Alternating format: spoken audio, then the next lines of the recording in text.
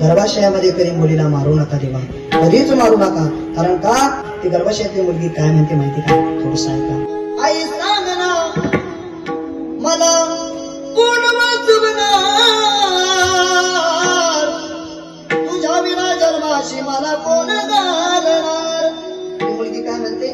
होईन मी मोठी शिकून मारीना बारारी आई मी पाकरी होऊन, शाळेतून आल्यावर वाळा झाडणार, तुझ्या विना जन्माशी मला कोण घालणार.